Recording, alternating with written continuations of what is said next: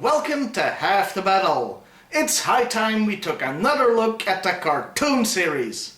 Today we're discussing Eau De Cobra, where Cobra invents a love potion. Prepare to be underwhelmed. We start off in jolly old England, London to be precise. Okay, if this ends up with Cobra kidnapping the Queen of England again, I'm ending the review right there. Actually, we're at the British Museum, where at night a mummy comes to life.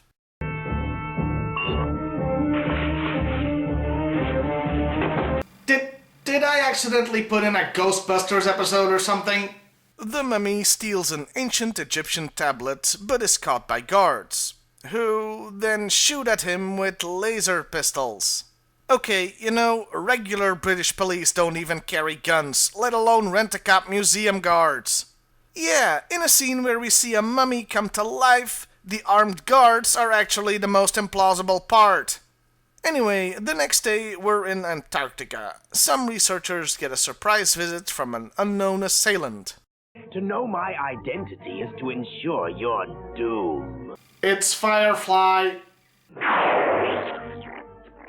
Ah, disgusting. Remember, keep your eyes from my face.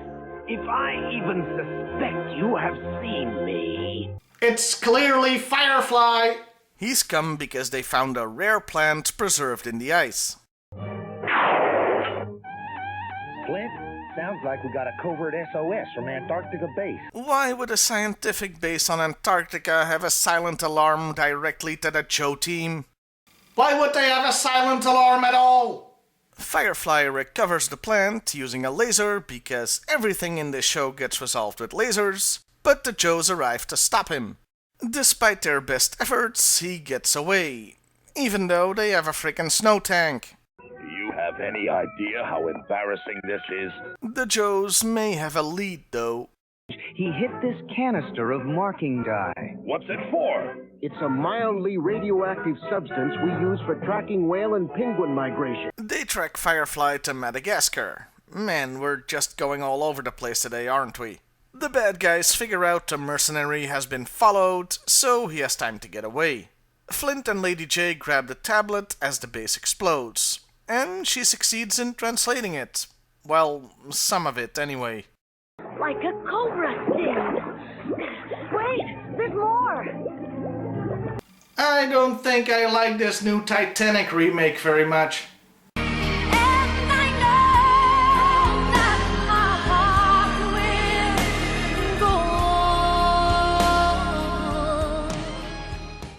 And now we get to the actual plot of the episode. Oh yeah, all this globetrotting has just been a setup for the actual story. 9 freaking minutes of setup in a 22-minute cartoon. It's partly to sell toys, like the snow-themed ones and Firefly, and partly to stretch out the story, since this plot is so wafer-thin Callista Flockhart would tell it to go eat a damn sandwich. And what is the actual premise of the episode? Well, I'm glad you asked. We have Eau De Cobra, and with it, no man alive will be able to resist the Baroness. Who's the wealthiest bachelor in the world? Oh, I know that. The shipping tycoon, Socrates Aertes. Hey, he's even looking for a wife. Having a party on his yacht this weekend. Sure, Aertes falls in love with the Baroness, and Cobra gets control of the largest shipping fleet in the world. Cobra has created a love potion, so the Baroness can marry a thinly veiled copy of the late shipping magnate Aristotle Onassis. A very thinly veiled, considering one of Onassis's middle names was Socrates. So yeah, Cobra has gone full Harry Potter on us and has created a frickin' love potion. Expecto stupidio. So the Baroness is on the Tycoon's yacht for a party with fellow gold diggers. Man, this episode is turning into a creepy version of the Love Boat. Flint and Lady J sneak on board, and in a straight James Bond ripoff have fancy clothes underneath their diving suits. Anyway, the love potion works, though with, creepy results if you ask me. Really lovely. shall we dance? Ladies, if a man talks to you in that tone, make sure you have a can of mace in addition to a love potion on you. Also, this is the next scene we see him in. I feel as if a void has been filled in my life. Takes you a second to realize he's still dancing instead of doing something else, doesn't it?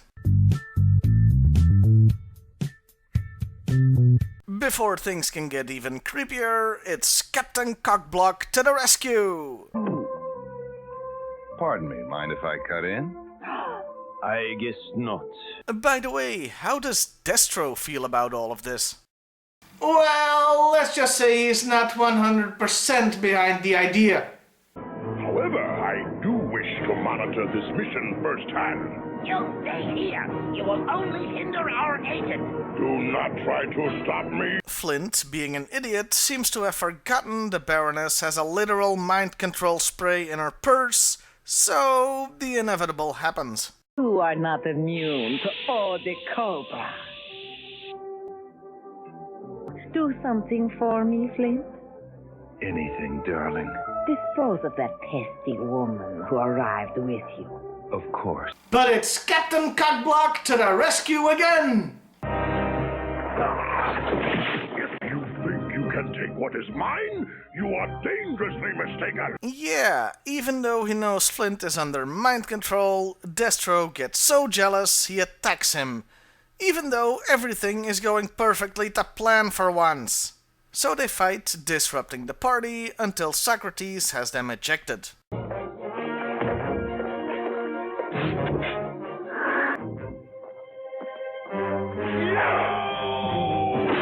Okay, I think that's just straight up attempted murder, throwing people overboard in the middle of the ocean. But instead of drowning, we get banter.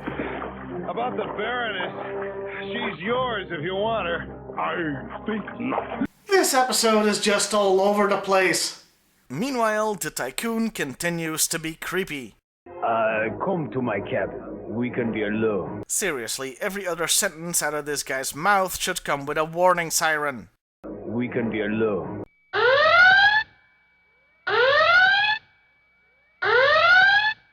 Lady J takes this opportunity to steal the bottled roofie spray and uses it herself. Socrates, why don't we dance while the Baroness rests? Huh, what is the female equivalent of cockblocking? Don't actually answer that! The rest of the women at the party notice the effects of the spray and all try to get it so they can score themselves a rich man. Another great day for feminism. In the resulting kerfuffle, the bottle gets flung overboard.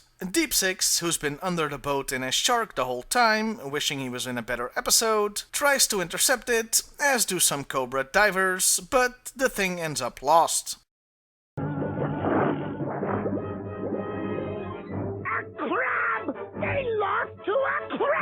That crab's getting lucky tonight. Now, there was actually a huge underwater fight scene, but like the beginning of the episode, it's just to pad things out and sell toys. The only reason I'm bringing it up is because, well, it's impossible to throw punches like that underwater. And the episode ends with the bad guys getting away.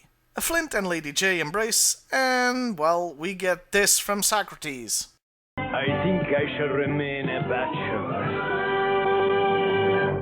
I agree, you should stay single, for entirely different reasons.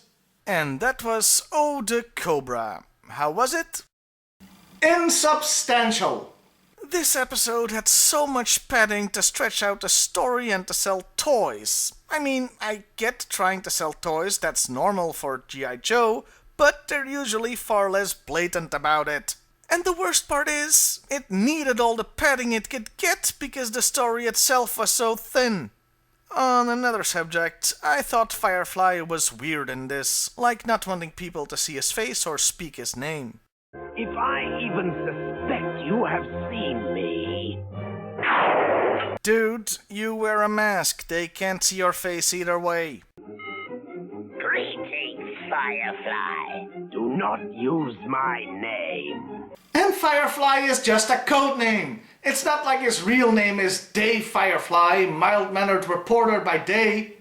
It's also strange that he's a mercenary while still wearing a Cobra logo. I mean, Zartan and the Dreadnoks are guns for hire, and they don't do that.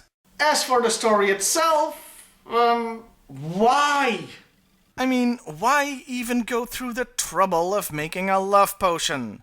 The Baroness is an accomplished secret agent and femme fatale. The thought she'd even need to roofie a guy is insulting to the character. Just have the Baroness be undercover and the Joes having to figure out who she is and who or what her target is. Make it a real spy story instead of Harry Potter and Socrates is stoned.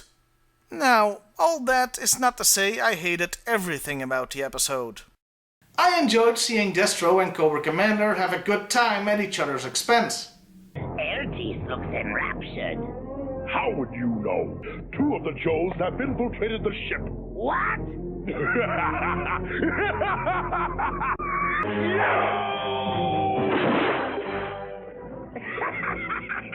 Destro, you fool! A crab! They lost to a crab! Yeah, those were some good parts. Too bad that they remind me that Cobra's plan fell to pieces because Destro couldn't stop thinking with his dick. If you think you can take what is mine, you are dangerously mistaken. In conclusion, well, this was barely a story and a pretty stupid one at that. I'd avoid it if I was you.